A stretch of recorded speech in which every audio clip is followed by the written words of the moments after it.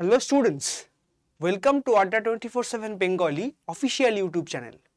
তোমরা হয়তো অনেকেই জানো যে ক্যালকাটা হাইকোর্ট তাদের লোয়ার ডিভিশন অ্যাসিস্ট্যান্টের প্রিলিমসের রেজাল্ট বের করেছে। যে বা যারা 50-এর বেশি নম্বর পেয়েছো তাদের মধ্যে থেকে 2947 জনকে মেন্স পরীক্ষার জন্য সিলেকশন করা হয়েছে। এবং তোমাদের কাছে একটা মেজর ভয়ের ইস্যু হচ্ছে যে এই অল্প দিনে কিভাবে মেন্স পরীক্ষার প্রিপারেশন করব। কারণ দেখা গিয়েছিল যে ক্যালকাটা হাইকোর্ট তাদের প্রিলিমস পরীক্ষাটা ভীষণ তাড়াতাড়ি নিয়ে ফেলেছিল এবং এটা আশা করা যাচ্ছে যে ক্যালকাটা হাইকোর্ট তাদের মেন পরীক্ষাটাও কিন্তু খুব জলদি নিয়ে নেবে। তো এই স্বল্প সময় হাতে যদি মাত্র আমাদের কাছে 20 থেকে 1 মাস 20 দিন থেকে 1 মাস সময় থাকে, তো তার মধ্যে আমরা কিভাবে প্রিপেয়ার করতে পারবো, কিভাবে এগোতে পারবো, সেই পথটা দেখাবার জন্য আজকের এই ছোট্ট সেশনটা। তো যে 2947 জন তোমরা প্রিলিমসে কল পেয়েছো, প্রত্যেককে অনেক অনেক অভিনন্দন। তো এই সংখ্যাটার মধ্যে থেকে কতজনকে নেওয়া হবে না, অ্যাজ পার দ্য নোটিফিকেশান 291 জনকে ফাইনালি সিলেকশন দেওয়া হবে। অর্থাৎ টোটাল সিটের মোটামুটি 10 গুণ, অর্থাৎ প্রতি 10 জনে একজন কিন্তু এই পরীক্ষাটা মেন পরীক্ষাটা ক্লিয়ার করবে। এটা নর্মাল স্ট্যাটিস্টিক্স বলছে। কিন্তু হাইকোর্টের গত বছরের পরীক্ষার অ্যাসপেক্ট দেখলে কিন্তু স্ট্যাটিস্টিক্স অন্য কথা বলে। কীরকম না, গত বছরে মোটামুটি যা সিট ছিল সেই সিটের মধ্যে অ্যাপ্রক্সিমেটলি 40টা সিট গত বছরে ফিল আপ হয়নি। কেন হয়নি? তার কারণটা হচ্ছে হাইকোর্টের মেন পরীক্ষার কিছু বিশেষ নিয়মের জন্য। নিয়মগুলো কি সেগুলো নিয়ে পরে কথা বলছি, কিন্তু নিয়ম নীতির বাইরেও আমাকে যে বিষয়টা নিয়ে মাথা ঘামাতে হবে যে আমার কাছে যদি 20 দিন মতো সময় থাকে, আই রিপিট 20 দিন। কারণ হাইকোর্টের একটা যদি তোমাদের ভাগ্য খারাপ হয় তাহলে কিন্তু মাথায় রাখবে যে বিফোর 10ই ফেব্রুয়ারি পরীক্ষা হয়ে যেতে পারে। যদি তোমাদের ভাগ্য খুব ভালো হয় তাহলে কিন্তু আফটার 18ই মার্চ পরীক্ষা হতে পারে। এই ডেটটা কিভাবে পাচ্ছেন স্যার, আপনি কি হাইকোর্ট থেকে জেনেছেন? না, জানিনি। কিন্তু পশ্চিমবঙ্গে দুটো বিশাল পরীক্ষায় এই পিরিয়ডটায় আছে, একটা হচ্ছে মাধ্যমিক, দুই হচ্ছে উচ্চ মাধ্যমিক। এবং মাধ্যমিক এবং উচ্চ মাধ্যমিকে আমাদের পশ্চিমবঙ্গের ছেলে মেয়েদের একটা হিউজ সংখ্যা পরীক্ষা দেয়। সরকারি স্কুলগুলো এই সময় পুরো ভর্তি থাকে। তো সেই জন্য এই পিরিয়ডটায় পরীক্ষা নেওয়া লিটারেলি ইম্পসিবল, নাম্বার 1। তো এবং হাইকোর্ট চাইছে যত দ্রুত সম্ভব তাদের রিক্রুটমেন্ট প্রসেসটাকে কমপ্লিট করে এলিজিবল লোকজনকে চাকরি দেওয়ার। তো চাকরি পেতে গেলে হাইকোর্ট দিতে চাইছে, মাইন্ড ইট, কিন্তু ছেলেপিলেদেরকে চাকরি পেতে গেলে কি এই স্বল্প সময় কি প্রিপেয়ার করতে হবে। তা আমরা মোটামুটি কম বেশি জানি যে আমাদের কাছে সিলেবাসে কি কি আছে। তো 3টে টপিক আমাদের সিলেবাসে আছে। একদম প্রথম কথা হচ্ছে ফুল মার্কস কত। মেন পরীক্ষার ফুল মার্কস হচ্ছে 300 কিভাবে আসছে স্যার? প্রথম টপিকটা আসছে জেনারেল নলেজ এবং জেনারেল স্টাডিজ। জেনারেল নলেজ এবং জেনারেল স্টাডিজের ফুল মার্কস থাকছে 100। সেখানে কিভাবে প্রশ্ন আসে? 50টা কোশ্চেন থাকে, প্রত্যেকটার পূর্ণমান 2, কোনো রকম অপশান থাকে না। 50টা প্রশ্ন 50টাই উত্তর লিখতে হয়। দ্বিতীয় বিষয় হচ্ছে ম্যাথামেটিক্স, এবং প্রিভিয়াস ইয়ার প্রশ্নপত্র বলছে যে এখানে অ্যারিথমেটিকটাই বেশি থাকে। সেখানে কিন্তু অ্যালজেব্রা, মেনসুরেশন, ট্রিগনোমেট্রি ইত্যাদি প্রভৃতি থাকবার জায়গা প্রায় নেই। গত বছরের প্রশ্ন সেই কথা বলছে। তো এই অ্যারিথমেটিকের মধ্যে কিভাবে ব্যাপারটা থাকে, আমাকে 12খানা অঙ্ক দেওয়া হয়, আই রিপিট 12টা অঙ্ক দেওয়া হয়। তো সেই 12টা অঙ্কের মধ্যে আমাকে 8টা অঙ্ক করতে হয়, 8 আউট অফ 12 অঙ্ক করতে হয়। এবং প্রত্যেকটা প্রশ্নের পূর্ণমান 12 করে, 12 গুণ 8 8টা অঙ্ক 12 নম্বর করে 96 নম্বরের প্রশ্ন হয়। তার সঙ্গে 4 নম্বর থাকে ফর ক্লিনলিনেস, হাতের লেখা, পরিচ্ছন্নতা, এসবের জন্য 4 নম্বর থাকে আমাদের কাছে। এই হচ্ছে টোটাল এখানে 100 নম্বর।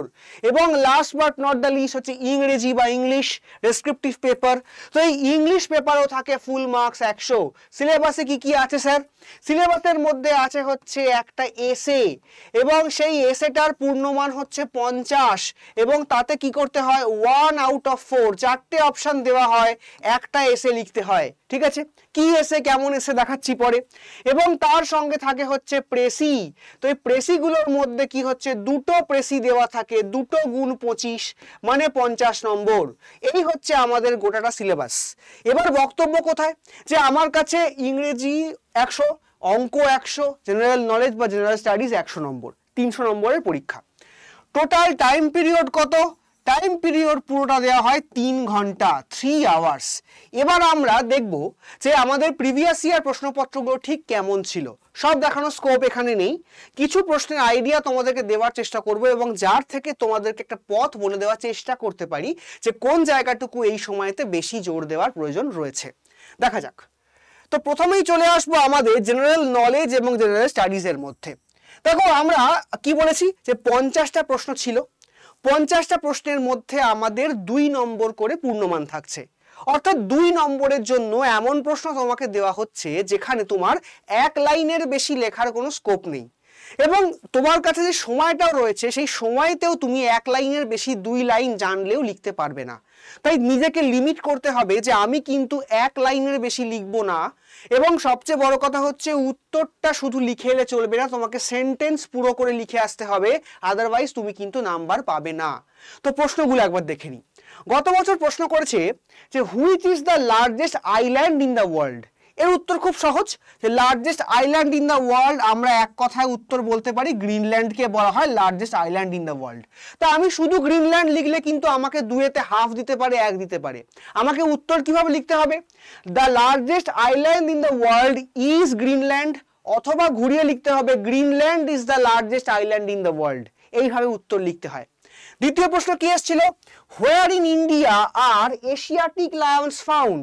এশিয়াটিক লায়ন ভারতবর্ষে কোথায় পাওয়া যায়? আমরা জানি যে গির ফরেস্ট গুজরাট, তাতে এশিয়াটিক লায়ন পাওয়া যায়। সেম ভাবে লিখতে হবে আমাকে যে in Gir forest of Gujarat Asiatic Lions are found. এইভাবে উত্তর লিখতে হবে 1 লাইন, দ্বিতীয় লাইনের কোনো জায়গা বা কোনো স্কোপ নেই।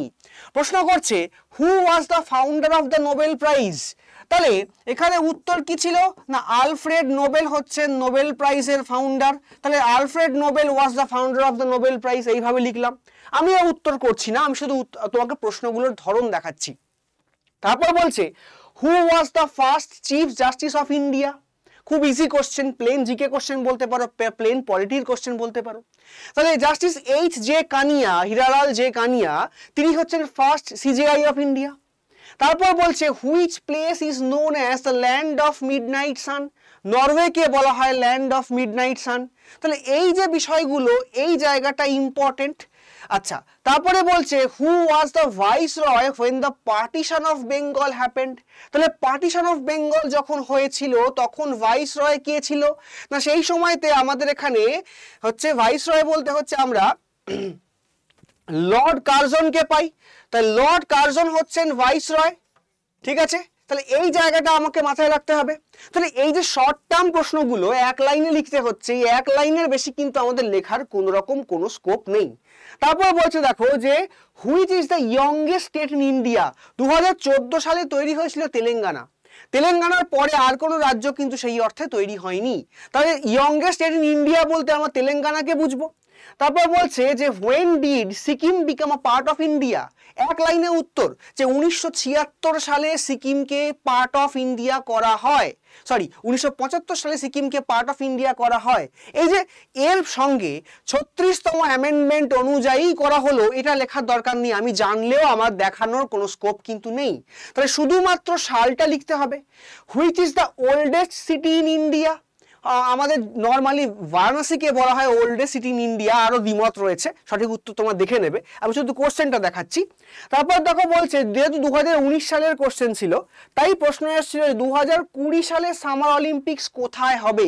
এই কোশ্চেনটা আমরা পেতে পারি যে 2024 সালে সামার অলিম্পিক্স কোথায় হয়েছে, অথবা 2028 সালে সামার অলিম্পিক্স কোথায় হবে, বা বলতে পারি 2027 সালের ক্রিকেট ওয়ার্ল্ড কাপ কোথায় হবে, কিংবা বলতে পারি 2026 সালের ফুটবলের ওয়ার্ল্ড কাপ কোথায় হবে। এই জাতীয় প্রশ্নগুলো কিন্তু আমরা এর ইকুইভ্যালেন্ট প্রশ্ন পেতে পারি। তারপর বলছে দেখো সায়েন্সের প্রশ্নে আসি, যে বলছে the refrigerant commonly use for the domestic refrigerator chlorofluorocarbon বা CFC। এখানে কিন্তু শর্টে CFC লিখলে হবে না, তোমাকে পুরো কথাটা লিখতে হবে যে ক্লোরোফ্লুরোকার্বনকে বলা হচ্ছে দ্য ডোমেস্টিক রেফ্রিজারেন্ট, ঠিক আছে। যা চেয়েছে তাই তোমায় লিখতে হবে। তারপর কি বলছে sound of frequency below 20 hertz is called. দেখবে সাবসনিক, সুপারসনিক আল্ট্রাসনিক এরকম ভাগ রয়েছে। 20 হার্টজের নিচেকে সাবসনিক বলা হয়, তারপর 20 থেকে নর্মালটা হচ্ছে অডিবল সাউন্ড, 20 থেকে 120, 120-র ওপর যদি চলে যায় বা তারও ওপরে 20,000-এর ওপর চলে যায় তখন আমরা তাকে সুপারসনিক বা আল্ট্রাসনিক হ্যান বলতে পারি। এই যে ভাগগুলো আছে এই ভাগগুলো কিন্তু একদম বেসিক ওয়ান লাইনার সায়েন্সের প্রশ্ন। মানে এই যে মেথডসগুলো, এই প্রশ্ন আমার কাছে থাকছে 50টা। দেখে মনে হতে পারে ভীষণ ইজি, কিন্তু আমরা কি হয় নর্মালি আমাদের অভ্যাসটা হচ্ছে এমসিকিউ সলভ করা, এবং এমসিকিউ সলভ করে অপশন দেখে আমরা যদি এই প্রশ্নগুলো আমাকে অপশন দিয়ে দেওয়া হতো, প্রত্যেকটা ছেলে মেয়ে, আমি বিশ্বাস করি 2947 জনের প্রত্যেকটা ছেলে মেয়ে 50-এ 50টা কারেক্ট করতো, 100-100 পেত। কিন্তু এইখানটা আমাকে লিখতে হচ্ছে, টাইম কনস্ট্রেন্ট রয়েছে এবং সঙ্গে অপশন না থাকার কারণে উত্তর মনে করে রিকল করে আনতে হচ্ছে। এই জায়গাগুলো আমার কাছে ইম্পর্টেন্ট। তাহলে এবার জিকের মধ্যে তোমাকে ঠিক কি পড়ার দরকার রয়েছে এই কটা দিনে? তুমি হিস্ট্রিটা বেশি জোর দিয়ে পড়ো। তাও হিস্ট্রির মধ্যে আমি বলে দিচ্ছি যে মোটামুটিভাবে মেডিভেল ইন্ডিয়া এবং মডার্ন ইন্ডিয়াটা একটু জোর দিয়ে পড়বে, এবং that too one liner basic questions, যে কোন যুদ্ধ কবে হয়েছে, কোন ট্রিটি কবে সাইন হয়েছে, কোন আন্দোলন কবে হয়েছে, অমুক আন্দোলনের নেতাকে, অমুক বইটা কে লিখেছেন, স্ট্রেট কাট ও হেডলাইন কোশ্চেন্স। ডিটেলে যাওয়ার দরকার নেই, কারণ হিস্ট্রি থেকে গতবারে দেখা গেছে প্রায় 7টা মতো কোশ্চেন ছিল আউট অফ 50, নাম্বার 1। নাম্বার 2 হচ্ছে জিওগ্রাফির সঙ্গে ওয়েস্ট বেঙ্গল জিওগ্রাফিটা অ্যাড করলে টোটাল মোটামুটি 3টে থেকে 5টা মতো কোশ্চেন গতবারে ছিল। তো মানে এখান থেকেও আমরা ডিরেক্ট ওয়ান লাইনার কোশ্চেনগুলো পেতে পারি। ইন্ডিয়ান পলিটি এবং ইকোনমি মিলিয়ে, ইকোনমি আসেনি তবুও বলে রাখছি 3টে থেকে 4টে মতো কোশ্চেন পলিটি এবং ইকোনমি থেকে ছিল, ঠিক আছে। সায়েন্সের পার্টে আমরা কিন্তু 4টে থেকে 5টা কোশ্চেন পেয়েছি, আমরা একটাকে এনভায়রনমেন্টও বলতে পারি। সায়েন্সের সঙ্গে আমি ইভিএসটাকেও অ্যাড করে দিলাম, একদম বেসিক ইভিএস। এই দেখো যে the refrigerant commonly use for domestic refrigerator, যা আমাদের পরিবেশ দূষণে খুব মানে একটা বড় ইম্পর্টেন্ট নাম, সেটা পরীক্ষায় ছিল, তো এই পার্টটা ইভিএস এর মধ্যে বলতে পারি। এরকম কোশ্চেন পেয়েছি। এবং তারপরে বলবো যে স্ট্যাটিক জিকে, স্ট্যাটিক জিকে কিন্তু আমরা কম বেশি প্রায় 25টা মতো স্ট্যাটিক জিকে আমরা পেয়েছিলাম। তাহলে এই স্ট্যাটিক জিকে কিন্তু একটা হিউজ এরিয়া তোমার কভার করছে। এবং তার সঙ্গে কারেন্ট অ্যাফেয়ার্স আমরা কিন্তু বেশি পাইনি, 3টে না 4টে কারেন্ট অ্যাফেয়ার্স ম্যাক্সিমাম পেয়েছিলাম। তো এই সেম ক্যাটাগরিটা আমরা যদি মনে করে করি, মানে এটাকে যদি আমরা এবছরেরও প্যাটার্ন মনে করে নিই, তাহলে বুঝতে হবে যে ইতিহাসে জোর দেওয়া খুব দরকার এবং স্ট্যাটিক জিকেতে জোর দেওয়া খুব দরকার। স্ট্যাটিক জিকের মধ্যে তোমাকে একটা এরিয়া বলছি, কিরকম দেখো, founder of the Nobel prize, first woman, first chief justice, বা বলতে পারো এপিথেটস বা সর্বিকুয়েটস, বিভিন্ন জায়গায় বিভিন্ন নাম থাকে, ল্যান্ড অফ মিডনাইট সান। তারপর দেখো হচ্ছে ইয়ংগেস্ট স্টেট, ওল্ডেস্ট সিটি, এই যে জায়গাগুলো, এই জায়গাটা বা লার্জেস্ট, স্মলেস্ট, বিগেস্ট, লংগেস্ট, এই যে সুপারলেটিভস, এই পার্টটা খুব ভালো করে পড়াটা তোমাদের দরকার। মানে মোদ্দা কথা হচ্ছে যে কোনো একটা স্ট্যান্ডার্ড জিকে বই নাও, এই স্ট্যান্ডার্ড জিকে বই থেকে যে বেসিক জিকে গুলো থাকে প্রত্যেকটা পরীক্ষার জন্য কমন, সেইটা ভালো করে রিভাইজ করে নাও, তাহলে দেখতে পাবে যে আমাদের কাছে কিন্তু আউট অফ 25 তোমরা মিনিমাম 18টা প্রশ্ন অ্যাটেম্প করতে পারছো। কোথাও লেখা নেই যে তোমাকে 100 পেতে হবে, কিন্তু তোমাকে একটা মিনিমাম নাম্বার স্কোর করতেই হবে, তার জন্য একটা বেসিক প্রিপারেশন তোমাদের দরকার। তাহলে একটা জিকের আইডিয়া তোমাদের দিতে পারলাম। নেক্সট আসছি আমরা ইংলিশ পেপারে। ইংলিশ পেপারের মধ্যে 2টো প্রেসি থাকে, প্রেসিগুলো খুব ভালো করে প্র্যাকটিস করবে, কারণ সেগুলো পরিমাণে বেশ বড় হয়। 25 নাম্বারের প্রেসি, বুঝতেই পারছো পরিমাণে বেশ বড় হয়, তাকে পড়ে অনুধাবন করে উত্তর করার মধ্যে যথেষ্ট মুনশিয়ানা লাগে। তো এবার আমরা গতবারের এসে কি এসেছিল একবার দেখে নিই। প্রথম প্রশ্ন এসেছিল value of newspaper, child labour and irreversible social evil, importance of sports and games, water conservation. তাহলে দুটো বিষয় দেখো, একটা পার্ট এসছে এনভায়রনমেন্ট থেকে, একটা পার্ট এসছে সোসাইটি থেকে, একটা পার্ট এসছে ডেলি লাইফ থেকে। ডেলি লাইফ থেকে দুটো পার্ট কিন্তু আমাদের পার্টে এসছে। তাহলে আমরা একটা বিষয় বলতে পারি, স্কুল লেভেল থেকে যে সমস্ত এসেগুলো আমরা পরীক্ষাতে পেতাম, আই রিপিট স্কুল লেভেলের এসে, সেই এসেগুলোই কিন্তু এখানে রিপিট হয়েছে। কিন্তু এনারা কি চাইছেন, এসে যখন লিখতে হবে একজনকে থেকে তারা কি এক্সপেক্ট করছেন, সে বিষয়টা সম্পর্কে আইডিয়া রাখে, নাম্বার 1। নাম্বার 2, তার কারেন্ট ইভেন্ট সম্পর্কে আইডিয়া আছে যে সেই বিষয়ের সঙ্গে সে কোনো কারেন্ট ইভেন্টকে রিলেট করতে পারছে কিনা, মানে ইভেন্ট অথবা ফ্যাক্ট রিলেট করতে পারছে কিনা। নাম্বার 2 হচ্ছে সেই ঘটনাটা সমাজের ওপরে কি প্রভাব ফেলছে তার সম্পর্কে তার আইডিয়া আছে কিনা। এবং last but not the least, যে এই সমস্যাটা কিভাবে সলিউশন করা যায়, সলভ করা যায়, সেটা হতে পারে কোনো রকমের গভর্নমেন্ট রুল বা বলতে পারো জুডিশিয়ারি, যদি সেখানে কোনো রায়, কোনো কমিটি, কোনো মানে আর্টিকেল দিয়ে তাকে সলভ করা যায় কিনা। এবং তারপরে ব্যাপারটাকে একটা তোমার হচ্ছে এন্ডিং দেওয়া। এই যে স্ট্রাকচারটা একটা এসের, দেখো এখানে লিমিট দেওয়া থাকে যে তোমাকে কিন্তু 350 to 400 ওয়ার্ডসের মধ্যে লিখতে হবে। তুমি কিন্তু চাইলেই 1000-2000 ওয়ার্ড লিখতে পারবে না। তো 350 থেকে 400 ওয়ার্ডের মধ্যে তোমাকে you have to be to the point. এবং বিটিং অ্যাবাউট দ্য বুশ করলে, টপিকের বাইরে কথা বললে তোমার নাম্বার কিন্তু ইভেনচুয়ালি কমতে থাকবে। তো প্রথমে টপিক লিখতে হবে যে বিষয়টা কি এবং কেন, তারপর সেই বিষয়টা সমাজের উপর কি ক্ষতি করছে বা তার কি ইম্প্যাক্ট আছে সমাজের উপর, সেই বিষয়ের উপরে কোনো রকম কারেন্ট ইভেন্ট বা ফ্যাক্ট আছে কিনা। যদি সেটা সোশ্যাল প্রবলেম হয়, সেই প্রবলেমটাকে সলভ করবার জন্য আমাদের কাছে কি উপায় রয়েছে বা আমরা কি উপায় ইনকর্পোরেট করতে পারি, তার উপরে যে তুমি সেই বিষয়টা খারাপ হোক ভালো হোক তার একটা গুড ইম্প্যাক্ট দেখিয়ে তাকে একটা গুড এন্ডিং করতে পারছো কিনা, এইটুকু স্ট্রাকচার তোমার দেখা হবে। তোমাদের ডিটেল মানে এসে ক্লাস ইত্যাদি প্রভৃতি সব এখানে আমাদের চ্যানেলে লাইভ আসবেই, সেগুলো থেকে আরো আইডিয়া পাবে, বাট আমি একটা বেসিক আইডিয়া দিলাম। তাহলে এই 50 নম্বরের এসের জন্য তোমাকে কিন্তু 300 থেকে 350 থেকে 400 ওয়ার্ডের লিমিট দিয়ে দেবে, এটা মেনশন করা থাকে। এবং সঙ্গে তোমার থাকবে হচ্ছে প্রেসির জন্য আছে 25 নাম্বার, 2টো প্রেসি লিখতে হবে, 50 মার্কস। এবার বক্তব্য, স্যার কি পড়বো, কোথায় পড়বো? তো প্রথম কথা হচ্ছে যে কোনো স্কুল লেভেলের এসে টপিকগুলো প্র্যাকটিস করো, লেখা প্র্যাকটিস করো স্কুল লেভেলের এসেগুলো, নাম্বার 1। নাম্বার 2 হচ্ছে any standard descriptive English book, আমি কোনো বই প্রমোট করব না, any standard descriptive English book থেকে তোমরা প্রেসি পড়ো। এবং একটা স্ট্যান্ডার্ড বই যদি বাজারে যা ভালো বই আছে, যা দেখবে তার মধ্যে স্কুল লেভেলের এসে এবং প্রেসি দুটোই থাকবে, সেগুলোকে চোখ বন্ধ করে প্র্যাকটিস করো। বই কিনতে না পারলে গুগল করে প্রেসি বার করো, সেখান থেকে প্রেসি প্র্যাকটিস করো। মোদ্দা কথা, আমাকে টাইমের মধ্যে শেষ করতে হবে, এটা মাথায় রাখবে। লাস্ট, ম্যাথামেটিক্স, 8টা অঙ্ক থাকছে, 12 নম্বর করে দেওয়া হচ্ছে, 96 + 4 টোটাল 100 নম্বর। কি অঙ্ক এসছে কয়েকটা অঙ্ক দেখে নি। দেখো আমাদের কিন্তু মেজর যে চ্যাপ্টার্স গুলো আছে, যে simplification, percentage, profit loss, mixture and alligation, train, boat, এই যে বেসিকগুলো, টাইম অ্যান্ড ওয়ার্ক, এগুলোই কিন্তু পরীক্ষায় ঘুরে ফিরে এসছে।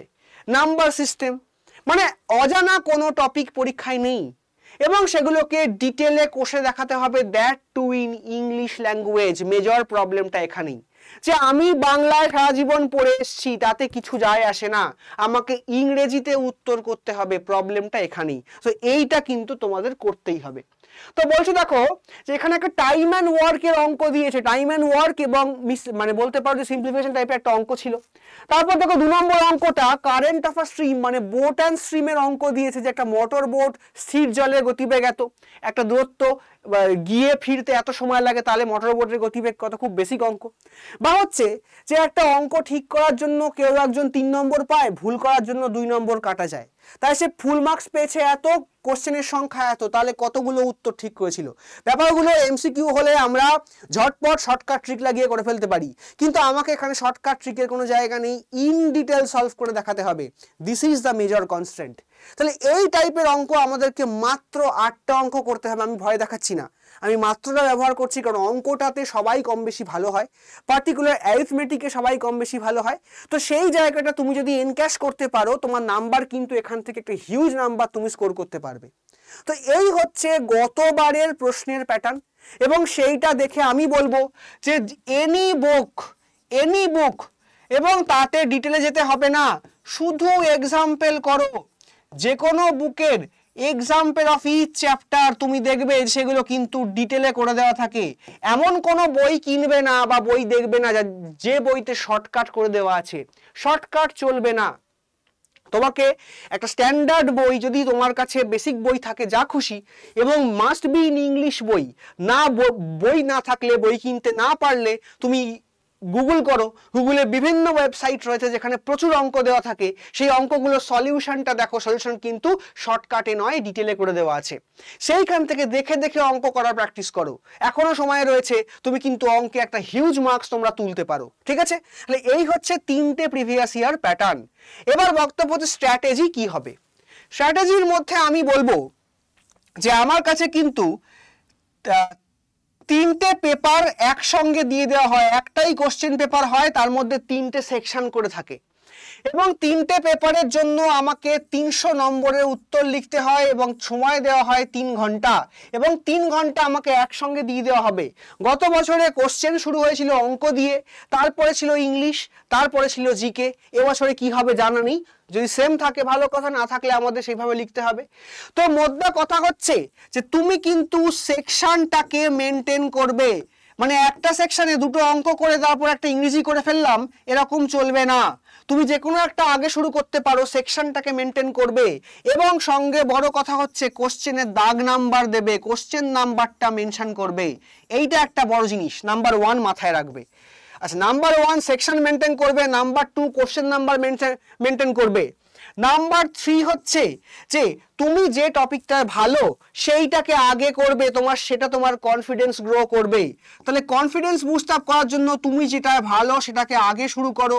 তো এই জায়গাটা কিন্তু তোমার হাতে, আমাদের বা কোনো স্ট্র্যাটেজি দেওয়ার কোনো জায়গা নেই। নাম্বার 3। নাম্বার 4 হচ্ছে যে স্পিড আপ করো, স্পিড ভালো মেনটেন করতে হবে, আদারওয়াইজ তুমি কিন্তু শেষ করতে পারবে না। নাম্বার 5 এবং সবচেয়ে ইম্পর্টেন্ট জিনিস, যে হাইকোর্টে যারা খাতা দেখেন বা যারা দেখবেন তারা কিন্তু হাইকোর্টের দিকপাল একজন এবং তারা ড্রাফটিংয়ে পশ্চিমবঙ্গের একজন মাথা। তো সেই জন্য সেন্টেন্স কনস্ট্রাকশন, বানান এবং গ্রামার খুব ভালো করে উত্তর করবে এবং that too not in English. সঙ্গে কিন্তু জিকে পেপারেও কিন্তু গ্রামাটিক্যাল মিস্টেক, বানান চেক করা হয়। সেই জন্য ইংরেজি গ্রামারের ব্যবহার, ইংরেজি সেন্টেন্স কনস্ট্রাকশন, দরকারে আমি সিম্পল সেন্টেন্সে লিখব কিন্তু কোনো ভুল সেন্টেন্স লিখব না এবং সঙ্গে স্পেলিং মিস্টেক যেন না হয়। এইটা কিন্তু মাথায় রাখবে, এটা ভীষণ ইম্পর্টেন্ট জিনিস। তুমি এটা যত ভুল করবে তোমার নাম্বার 1, 1.5, হাফ করে করে কমতে কমতে যাবে। এইটা ভুল হলে তুমি কিন্তু শেষ হয়ে যাবে। বাট শেষ ব্রহ্মাস্ত্রটা আমি ফেলবো, যে সবচেয়ে ভয়ের জায়গা, সেকশনাল কাট অফ আছে, প্রত্যেকটা পেপারে সেকশনাল কাট অফ আছে এবং তার সঙ্গে টোটালেও কাট অফ আছে। Sectional cut off 40 each paper, মানে 40 প্রত্যেকটা পেপারে পেতেই হবে, প্রত্যেকটা, মানে অঙ্কে 40, ইংরেজিতে 40, জিকেতে 40 তোমাকে পেতেই হবে এবং তার সঙ্গে অল টোটালে মিনিমাম তোমাকে 150 পেতেই হবে। এটা হচ্ছে কাট অফ। এর নিচে পেলে চলবে না। যেমন দেখতে পেলে প্রিলিমসে 50-এর ওপর যারা পেয়েছে সবাইকে নিয়ে নেওয়া হয়েছে। নোটিফিকেশনে কি বলা ছিল যে 50 হচ্ছে মিনিমাম কাট অফ, তার উপর যা হবে ঠিক করা হবে। তো 50-এর নিচে এত বেশি সংখ্যক লোক ছিল যে 50-এর ওপরে মাত্র 2947 জন ছিল, বাকিরা ছিল না। তো এই জায়গাটা মাথায় রাখতে হবে। তোমার যাই করে নাও না, তুমি শেক্সপিয়ার হও, বিবেকানন্দ হও, তুমি বঙ্কিমচন্দ্রের মতো বাংলা লিখতে পারো, তুমি রামানুজনের মতো অঙ্ক করতে পারো, তুমি জিকেতে অসম্ভব জ্ঞানী, ডাজন্ট ম্যাটার। তুমি প্রিলিমসে 80 পেয়েছো, 90 পেয়েছো, ডাজন্ট ম্যাটার। তোমাকে প্রতিটা পেপারে 40 পেতে হবে এবং সঙ্গে হচ্ছে এগ্রিগেটে 150 পেতেই হবে, আদারওয়াইজ তুমি ফেল। এবং আমি একটা স্ট্র্যাটেজিক্যালি দেখাচ্ছি, যে দুটো কেস আমি তোমাকে দেখাই, কেস 1 এবং তলায় দেখাচ্ছি কেস 2। কি আছে এই কেস 1 এবং কেস 2-তে? ইংরেজি, ম্যাথামেটিক্স এবং জিকে। এখানেও দিলাম ইংরেজি, ম্যাথামেটিক্স এবং জিকে। তাহলে এখানে আমি দু রকম ছাত্রের নাম্বার দেখাবো। নাম্বার 1, একজন কেউ ইংরেজিতে পেলেন 38, অঙ্কে পেলেন 95, জিকেতে পেলেন 65। হলো? তাহলে তার পূর্ণমান কত হলো? 95 আর 65-এ 160 এবং 38, 198 আউট অফ 200 পেলেন। খুব ভালো কথা। আবার একজন কেউ ইংরেজিতে পেয়েছেন 52, অঙ্কে পেয়েছেন 80 এবং জিকেতে পেয়েছেন 56। কত হচ্ছে? তাহলে 50, 50, 100, 108 এবং তার সঙ্গে 80, মানে তিনি পেলেন 188 আউট অফ 200। আচ্ছা, এবার যদি টোটালের বিচার করি দুজনেই কিন্তু পাস করে গেছে, কিন্তু যদি আমি সেকশনালের বিচার করি তাহলে কেস 1 এর স্টুডেন্ট গুড কোয়ালিটি স্টুডেন্ট হয়েও এখানে ফেল করলো, মানে সে কিন্তু ইন্টারভিউতে আর ডাক পাবে না, সে 198 পেয়েও ফেল করেছে। কিন্তু অপেক্ষাকৃত একজন অ্যাভারেজ স্টুডেন্ট যে এর থেকে অনেক কম নাম্বার পেয়েছে, কিন্তু সে কিন্তু প্রত্যেকটা সেকশন কাট অফ বেরিয়ে গেল, তো সে কিন্তু কম নাম্বার পেয়েও কল পেল। গত বছরে এই কেসটাই হয়েছিল, যে কারণে 40টা সিট ভ্যাকেন্ট ছিল, এবছরের অ্যাকচুয়াল ভ্যাকেন্সি ওয়াজ 251, তার সঙ্গে গত বছরে 40টা অ্যাড করা হয়েছে, দেন ইট হ্যাজ বিকাম 291। তো এই জায়গাটা কিন্তু মাথায় রাখবে, আমরা কিন্তু এই যেন সেকশনাল কাট অফের ফাঁদে না পড়ি, কারণ 150 এখানে বহু লোক পাবে, প্রচুর লোক পাবে, 300তে 250 পাবে লোকজন, কিন্তু কোথাও গিয়ে এই জায়গাটা যেন ভুল না হয়। জিকেতে প্রচুর নাম্বার ওঠে, পাবেই তোমরা, ম্যাথামেটিক্সে তোমরা সকলে ভালো, পাবেই তোমরা, আটকাবে কোথায়? ইংরেজিতে। তাই ইংরেজি খুব ভালো করে প্র্যাকটিস করো, লেখা প্র্যাকটিস করো, স্পিড বাড়ানো শেখো। এবার প্রিপারেশন তুমি তোমার বাড়িতে করতে পারো, খুব ভালো কথা, এবং সেটাই করা উচিত, কারণ আমার একটা বেসিক প্রিপারেশন রয়েছে। যদি কেউ মনে করো যে আমার প্রিপারেশনটার ওপরে একটা ব্রাশ আপ করলে, হাতের লেখা প্র্যাকটিস করলে আমার চলে যাচ্ছে, মিটে গেল, ভেরি ওয়েল অ্যান্ড গুড।